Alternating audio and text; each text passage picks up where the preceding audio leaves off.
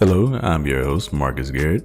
Every week I have entertaining conversations with your favorite influencers and entrepreneurs. Now, let's get started with this week's show. Okay, I'll really count us in this time. 3, 2, 1, and this is the drop. Freedom is your new normal. In 2017, Teri quit her job as an assistant principal at an elementary school. She traveled around the world and used her income from trading stocks to fund her lifestyle. Her VIP trade and travel program is a self-paced course with hundreds of hours of trading that helps everyday people just like you trade stocks for income. And welcome to the show, Teri. Thanks for having me, Marcus. It's great to see you again. You as well. For those unfamiliar, this is your second time on a new show, but our second time on an interview. And then I think we met, I do this every time. We met at FinCon, Florida, right? Yeah. So I think that was 19. So hashtag FinCon, a financial conference for money nerds. I always like to shout them out. I apparently get all the years wrong, so hopefully they forgive me for that. And going a little bit out of order here. So Teri grew up, I just learned and confirmed, in Dallas, Texas, was raised by a single mother and her grandmother. Growing up in a modest environment, her family emphasized the value of education as a way to get ahead. She then went on to graduate from MIT. So I feel like that's far ahead. So tell me a little bit about that journey. Just to give you the theme, the season 3 is from employee to entrepreneur. So I'm kind of trying to explore what motivates these entrepreneurs and influencers, what I think you sufficiently secured yourself in now. So what was it like growing up in that home for pre-entrepreneur Teri? Yeah. You know what? I am so glad that I actually went to MIT. That was so out of my comfort zone growing up. I had actually wanted to go to University of Texas. I had already gotten a scholarship to be the team captain of the basketball team. It was close to home. I have some friends and family in Austin. So that actually was my real dream. But when I got accepted to MIT, all of my counselors and teachers were like, no, you've got to go. And that changed the trajectory of my life. I'm so glad that I actually went out of the state. Most of my friends from home, they actually stayed closer to home, but went out of state. I had a full scholarship to MIT, so I got to study abroad my last semester. They actually had money. So I was the captain of the STEP team. I was the captain or the president of Office of Minority Education, student services, like all these things, because they had money to pour into us. And I can't imagine having any other experience, but I didn't grow up with all of that. Like you said, I had a mom and a grandmother, and things were pretty simple. Life was just whatever we could afford, we just made it happen. So I guess I'll ask. Well, first I'll start to avoid this, but I had to shout him out. So I did go to the University of Texas at Austin. Didn't graduate from UT. Okay, go Longhorns. I actually say leaving UT is what shaped and changed my life. I graduated from Sam Houston State University. Shout out, go Bearcats! So it's a little niche. I probably just shout out like 15,000 people in all of the world, but I wanted to give them their representation. Mm-hmm. So that's definitely a different perspective than I would have had for MIT. I mean, all I have is a stereotype of MIT. I actually don't even know where MIT is physically located. I just know it is on the East Coast somewhere. So how did is it Boston? Well, yeah, it's in Cambridge. It's right down the street from Harvard. Yeah, there was a guy that I used to like, and he went to Harvard, and I was like, oh shoot, we could have kept dating because we're down the street from each other, but we didn't know that. We thought we were like going to separate schools. Randomness. If still interested and related, this might be a 6 degrees of separation. So shout out to him. If drop your information, slide in the DMs, and I'll make the connections if it's necessary. But what I was going to ask, and this is the same guilt trip I got from my family, is how did your mom and your grandmother feel about you making that journey? I mean, the baby is leaving the state. They were scared. My mom is the worrier. So before I went to college, she was worried. And then when I started traveling, she was really worried. When I left my job, that was a whole nother level of worry. It's like, oh no, will you have insurance? What would you do? How will you get around? Like, you're going to die if you're unemployed. It's like, no, I'll be okay. I'm going to figure it out. So my mom definitely is the worrier, and she when did it she didn't really want me to go until I think my teachers also talked to her. And we did a trip up to Boston, and she actually got to see the school as well. But everything that I've done has been a leap of faith outside of my family, because like I'm usually the first. I'm the first to go somewhere, first to go overseas, first to do a job by myself, you know? So it's been she's come a long way. Cuz I've come a long way. Yeah, that's awesome. Because I know that lived experience. And my father, who grew up in Marshall, Texas, so I'm shouting all these niche places out. If Marshall, Texas has 15,000 people, I'd be shocked. Yeah, that's a little place. I've been there. That's little. Right. Yeah. And then my mom grew up in Louisiana. I don't want to say the wrong town, and she's gonna be mad that I don't know. The point being that they combined their small little town forces and they made it a. I distinctly remember later in life, my father told me, like, we used to take road trips all over the country. We've been to like 38 states out of 50 or something like that. And I used to always wonder why. But as I grew up, and then we took a historical Black college university tour from Texas. We drove through Mississippi, Alabama, Georgia, Florida, all the way up to North Carolina for a conference that he had. And he said to me, I wanted you to see that there was more beyond the borders of Texas.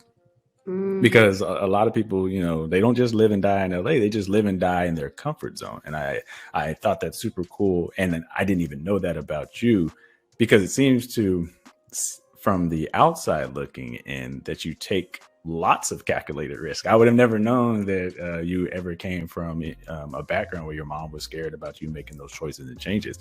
So I guess you said you did that on a leap of faith. Is that what inspired you? I mean, that's different for people, like to go to a college outside the state, to take risks like that. If you're comfortable, you can talk about where you're living now, but how? I guess, I don't even need to make it complex. How do you find the courage to make those changes in your life? Some of it is just purely by faith. And I'm a big, God believer. Some of it is literally I just feel like if I take this step, I'm hoping that there's a God that can catch me if I fall. And the worst that can happen is I'll be under a bridge somewhere. And if I'm under a bridge, I'll probably just have to go home. So I had to go through all the calculations of what's the worst that can happen. But back then, one of the reasons that I got to MIT was because they actually had a program where they flew me up to the school, and they had flown a lot of minority students up to the school to see it. And I feel like that's a big part of it, being able to see the school. And actually, I went into one of the physics class, and I remember seeing what he was doing on the board. And I was like, oh, I could do this. Oh, this is not hard. This is easy. And after that, I was like, okay, I can come to the school because I've seen it, and I know that it isn't that bad. And I think that's probably what people have to do in general for every big leap of faith. If you can just see somebody else doing it, then you know it's possible. And I think that's one of the reasons why, I don't have to teach. I'm at a place now where financially I could just literally trade by myself and go do my own thing. But there's something about being able to see someone else that's done it, see another Black girl, see someone that grew up with a single parent, see someone that, first generation, do these things. And then, oh, I can do that too. So that's what motivates me, and I think also what helps me whenever I have to take a big leap of faith. Yeah, I didn't know this, that your background, and this for folks who want to read it for themselves, I'm pulling a lot of this from a Forbes article.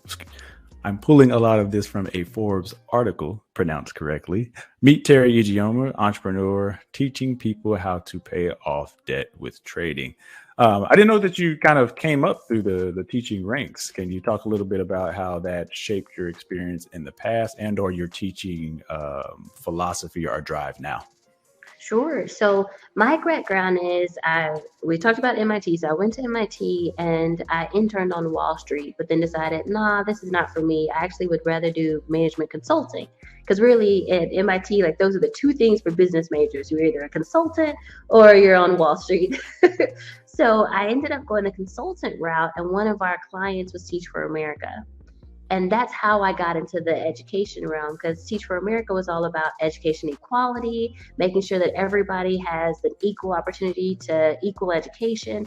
And like that had been my story. Like, well, what if I had gone to a school and not had equal education? Then my whole life would be different, right? So went into Teach for America working on their admin side, and then later after grad school worked for an after school program, and then came back around to be assistant principal of an elementary school. So I actually was in the education world for about 10 years. Okay. Okay. hmm And I'm trigger warning the folks because I'm going to take a bit of a pivot here. It's in the story. And you and I have talked about it before. But in early 2017, a combination of burnout, which I think some people can relate to, and the sudden death of a close friend, it led to you reassessing your life. I'm actually going to also put on the back end, depending on when people watch this, has the pandemic shaped that in any way? Because I know that's caused, in me and many millennials, a great pivot for me. So burnout, loss of a friend, or just reassessing life in general. I guess I'll throw in age and pandemic. Like, how has that shaped your perspective on time, values, and purpose? Since we have since there are many interviews, I'll talk about like my current state of mind. I know that what's really important to me right now is being able to do the things that I want instead of the things that I have to.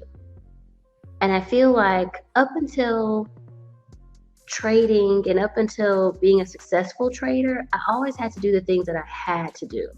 I had to go to work. I had to be in this meeting. I had to live here. I had to do these things because that's all that I could afford. So I didn't have options to do other things. Now I'm at a place where I do things only if I want to. If I think that this project is fun, then I'll do it.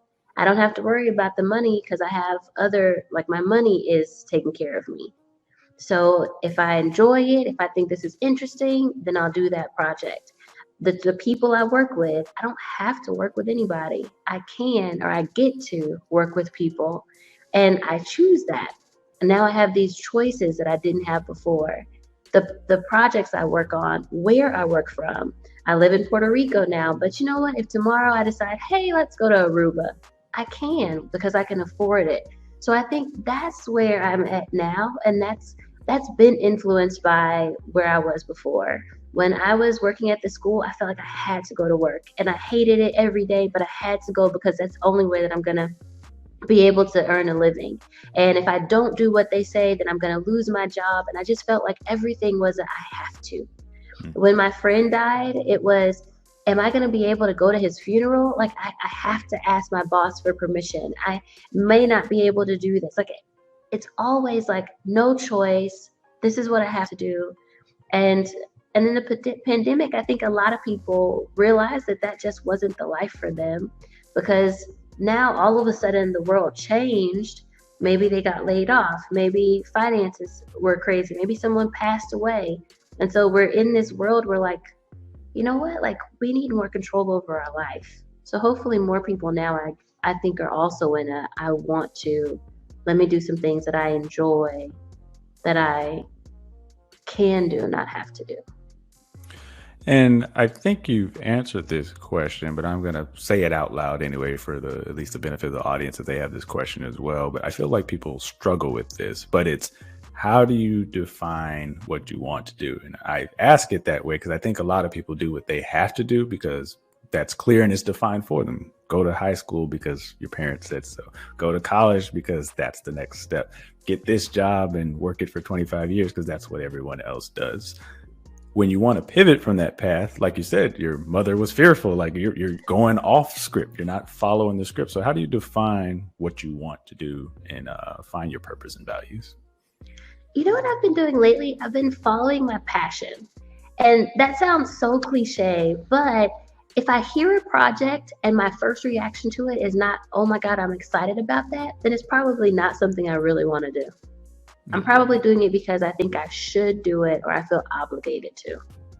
So I've been following the excitement, following the smile, following the, ooh, that's cool and interesting. And then once I feel like that's interesting, then I'll go a little deeper. Okay, well, let me set up a call or look into that a little bit more. And it can be little things. It could be like friends say that they want to go out to this restaurant, and I'm just not that into it. Okay, follow that. There's a reason. Maybe you don't really want to be around those people, or maybe you really don't want to eat that food, or maybe you just feel like what you really want to do is sit on the couch and watch TV. But like actually like leaning into those feelings and like listening to myself more is just a bit of self-discovery, I think, that I've been doing. So so I had some questions. It's from the outside looking in, and I'm asking you these questions so I can hear the perspective from the inside looking out. I can tell you, this being our third interview, and the passage of time in 4 years, like, you are amazingly calm and collected. It's like you've entered this state of zen that I'm striving for. I'm like, man, she's so just calm and collected. It seems like you had one with the world. It's almost like you just giving off an aura. So I mean, I can see it. I can see it. It's not like for self-development. Hey man, you was like practicing what you preach, and that's not to say that you weren't I don't know what place you were before, and to give folks context or whatever that was working. I think our first interview was 2017 or so. I had to update my website because you had like 30,000 followers. I was like, oh, let me update my website, and now you have 137. I was like, oh okay, let me update these numbers and metrics. It's I always find it super cool and inspirational to see that in people. So I wanted to echo that. I'm also trying to do a better job about saying what's in my head, which is a lesson learned from the fiance. What are you thinking?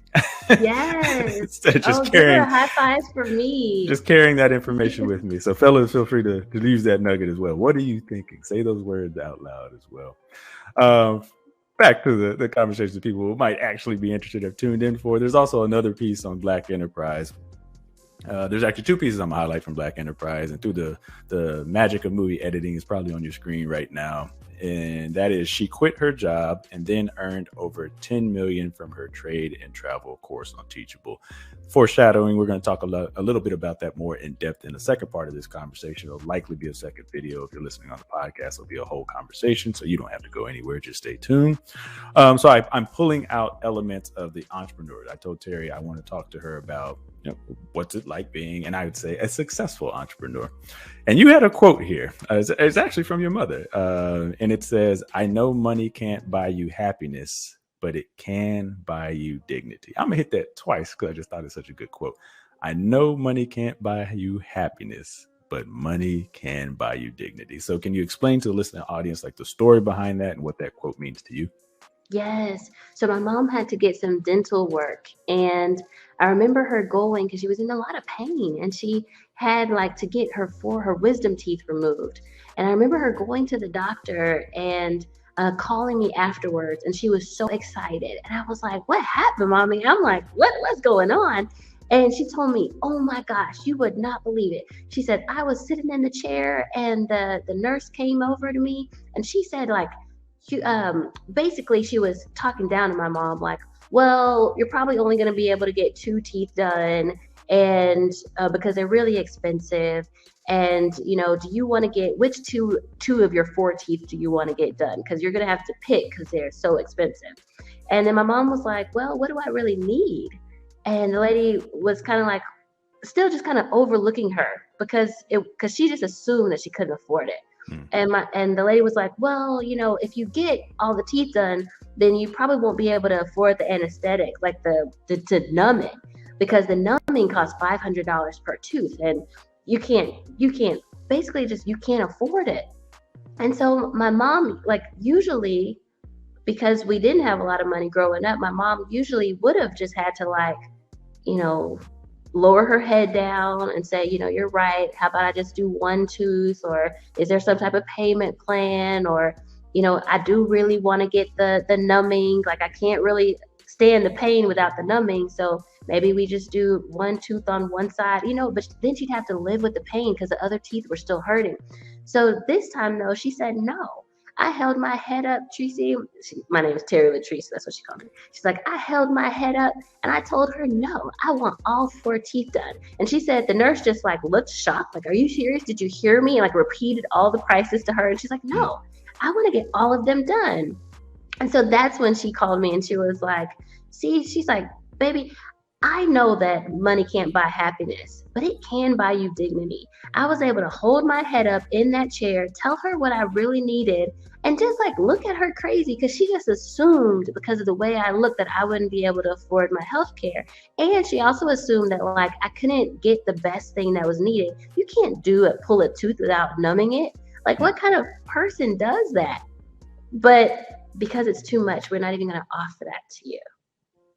So that's the backstory of that story, and it actually has happened several times. Like my stepfather, he had to get another procedure done, and they actually would not even let him into the office to look at him because he didn't have the right insurance. And it was like, are you serious? Like this, it was a free cancer screening. He could have cancer, but you're turning him away because he doesn't have the right insurance. But those kind of things make me so upset. And that's where I feel like I, as a trader, have been able to provide for my family so that they can have the best health care. And so many times people are not living as healthy as they can because money is a factor. So what if you can use the money that you have in your account to trade and afford your procedure or afford your dental work or afford being able to numb your tooth and have the surgery better? Like those small things are really important to me. I had several questions, but that story is so good. I'm gonna end right there. You put a bow on it so beautiful. So instead, I'll just plug the article for people who want to read it for themselves. That's available at Black Enterprise. She quit her job, she being Teri, and then earned over 10 million from her trade and travel course. And as always, you can find that in the video or show description. So a more related one from there, and I think actually I know because I had the conversation with Kevin Matthews of Building Bread. I name drop all the time, folks. Hashtag plug. But we talk about generational wealth and legacy. And a quote that I think does relate to this conversation is, I believe this is from you. Now just imagine making money from one of your businesses and then knowing how to trade to multiply the earnings. That's legacy building. Is there anything that you want to expand on there, or what is legacy building to you? I totally agree. I still stand by that statement, and it was probably me.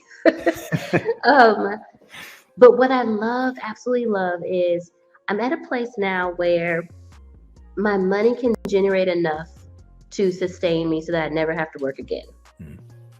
And I know that that's not going to be everybody's story, but back to the thought of when you see someone else that looks like you able to do it, then you know it's possible. That's why I talk about it.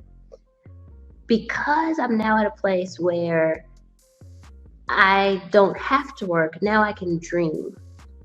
And now that's legacy building. When you're able to start dreaming and putting into place all the things that you dreamed about, and then the people that come after you are able to live in this dream versus just like the current reality, I feel like that's legacy building. And to the quote, I am at a place now where I have this online course, and you mentioned the Black Enterprise article, but there was another one from Entrepreneur. Like, I've actually made over $40 million in my online course now. Like, all of that can now come into an account, but I could trade that money and make even more. Now that's legacy building. So yeah. And I'll pull that, folks. Like I said, through the magic of editing, all this is probably on the screen. If I've done my job, I'll pull that one, and you can find it in your show notes as well. I actually didn't know that. In the interest of time, I'll just name drop for two others. It was Black Enterprise. Meet the 3 Black women who earned over 1 million from their online courses. Of course, one is you. You're actually breaking records on Teachable. You're, at least at the date of that article, was only one of 2 course creators that made over 10 million, and apparently now 40 million. And then I just wanted to once again name drop Danielle Leslie's in that Black Enterprise article as well as part of her interviews, and that's a course I took for her. I'm not sure if this is a course they're talking about. I took course Alchemy. She has course from scratch, but either way, you can find Danielle Leslie, and I definitely recommend that follow. Like I said, honestly, she's name awesome. Dropping and in full transparency, I took her course. I love Danielle. She's awesome. Yeah, it is what it is. People can dip. So as we, at least for the this entrepreneur side of the conversation, move to the wrap, and we're going to have 2 of these. If you're watching this on YouTube, it'll be in your second video. You also recently joined the Breakfast Club. Is there any nuggets, or I'll get a link for them there, but is there anything from there that you want to pull to the people? Otherwise, I just got a couple wrap-up questions here for you. Yeah, in the Breakfast Club interview, one of the things DJ Envy asked me was, he said, there's a lot of courses out there, and like some of them are kind of scammy, some of them don't really teach you like kind of what makes your course different. And I do think it's that education piece that we talked about before.